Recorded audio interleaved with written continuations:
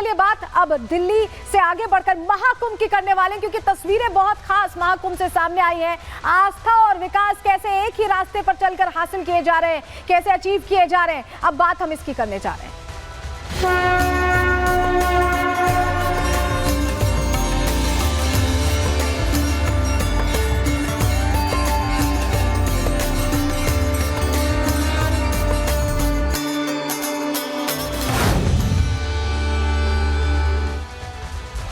तो विकास के रास्ते पर आगे बढ़ते अग्रसर देश और प्रदेश की वो तस्वीर आज देखने को मिली है, सनातनी एकजुटता की तस्वीरें। चलिए जल्दी से आपको तस्वीरें दिखा रहे हैं। श्रद्धालुओं की ये भारी भीड़ जो आप देख रहे हैं, ये जात पात में बटे हिंदू नहीं है, बल्कि एकजुट सनातनी है, जो सनातन का सबसे बड़ा पर्व मनाने के लिए पहुंचे। और तस्वीरें अपने आप में ये कहानियां कह रही हैं। अगली तस्वीर देखिए, विदेशी श्रद्धालु, विदेशी भूमि से भी लोग आस्था के अतिरेक से ओतप्रोत होकर पहुंचे हैं यहाँ प्रयागराज। वो तस्वीरें भी हम आपको दिखा रहे हैं, स्नान ध्यान करने पहुंचे हैं विदेशी श्रद्धालु भी। और ऐसे में श्रद्धालुओं का स्वागत कैसे हो रहा है, क्योंकि करोड़ों की संख्या में जब लोग पहुंच रहे हैं तो पुष्प वर्षा यहाँ श्रद्धालुओं पर की जा रही है। और ये वो उत्सव है जो अमृत स्नान का आज मनाया जा रहा है, क्योंकि सत्य सनातन की ये सबसे बड़ी तस्वीर है 144 साल में सामने आती हुई। और इस पर जिस तरह से लोग जुड़ रहे हैं, इसको उत्सव की तरह मनाया जा रहा है। तस्वीरें हम आपको महाकुंभ की बेहद खास तस्वीरें दिखा रहे हैं। अपने आप में ये तस्वीरें बता रही हैं कि कैसे आज ये सबसे बड़ा पर्व, क्योंकि उत्तरायण का दिन है, स्नान ध्यान करने का दिन है,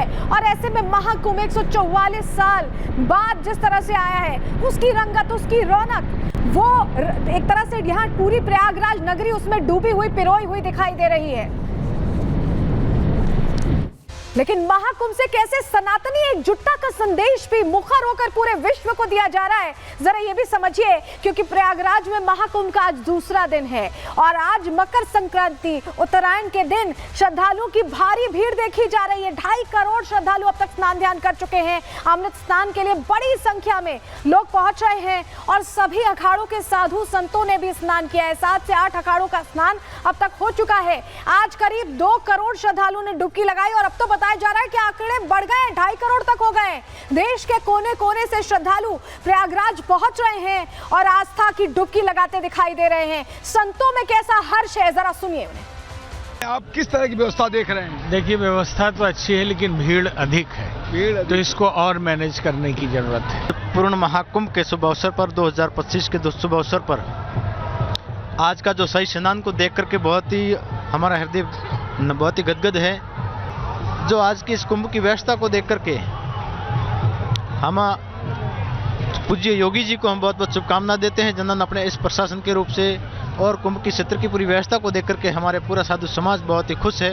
कुंभ तो बढ़िया है, सबसे अच्छा है, और आज का ये जैसा पर्व तो मिले नहीं, क्योंकि हाँ, आज जैसा पर्व नहीं मिले। कहने का तात्पर्य यह है कि हम गंगा माँ के पावन तट पर आए हैं और माँ गंगा की असीम कृपा है। यहाँ का बहुत ही अच्छी व्यवस्था है, और कहीं कहीं अभी क्या है, प्रारंभ है, ये तो पहला स्नान है, शुरुआत है, पर बहुत अच्छा है। हम लोग कुंभ मेला में आए हैं और यहाँ पे बहुत अच्छा सुविधा है सब चीज, और गंगा मैया का आशीर्वाद सबके ऊपर बना रहे। जितने श्रद्धालुगण यहाँ पे आए हुए हैं, वो सबके जीवन का ये 144 साल का जो ये महत्वपूर्ण महाकुंभ है, ये सभी के लिए पहला ही है, और आगे हमें ऐसा कुंभ देखने को मिले ना मिले।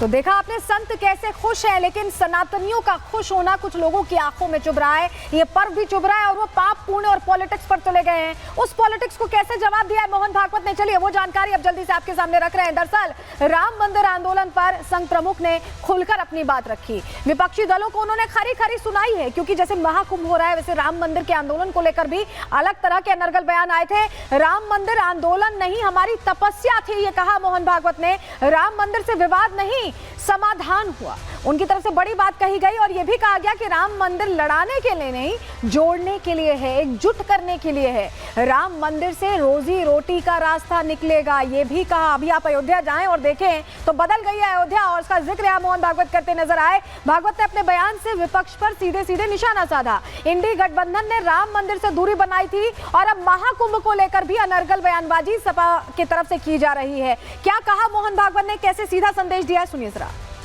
कॉलेज विद्यार्थियों के बैठक में एक रटाया प्रश्नों को पूछते थे, किसी ने बताया होगा उनको पूछने के लिए कि लोगों के रोजी रोटी की चिंता छोड़कर क्या मंदिर लगाया आपने। तो मैं उनको कहता था कि भाई 80 का दशक है, हम 47 में स्वतंत्र हुए, हम पूरा समय लोगों के रोजी रोटी की ही चिंता करते रहे, समाजवाद वगैरह वगैरह सारी बातें करते, गरीबी हटाओ वगैरह सारे नारे देते। कुछ हुआ क्या? भारत की रोजी रोटी का भी रास्ता राम मंदिर के प्रवेश द्वार से जाता है, ये ध्यान रखो।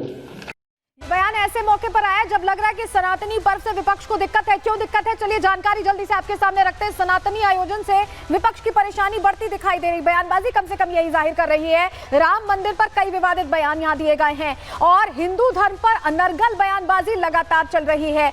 राम मंदिर बनाने की तारीख पूछते थे, आपको याद होगा, कहते थे जब कहा जाता था मंदिर वही बताएंगे, तारीख नहीं बताएंगे। राम मंदिर बनने पर प्राण प्रतिष्ठा से कैसे दूरी बनाई, किसी ने कहा निमंत्रण नहीं मिला, किसी ने कहा कि हमें जाना ही नहीं है।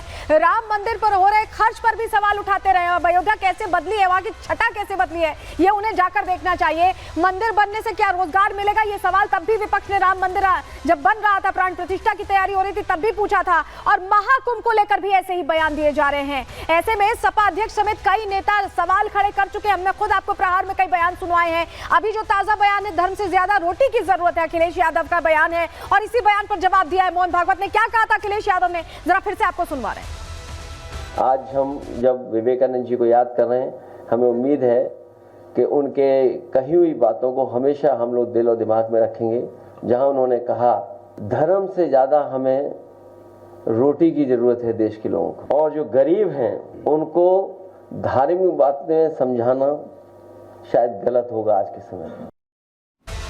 धर्म से ज्यादा रोटी की जरूरत बता रहे अखिलेश यादव, लेकिन योगी आदित्यनाथ ने कहा था कि इकोनॉमी को बूस्ट मिलेगा और बूस्ट मिलता भी दिखाई दे रहा है। ऐसे में साध्वी निरंजन ज्योति पूर्व केंद्रीय मंत्री भी यही कह रही है कि बौखला गई है समाजवादी पार्टी। सुनिए जरा।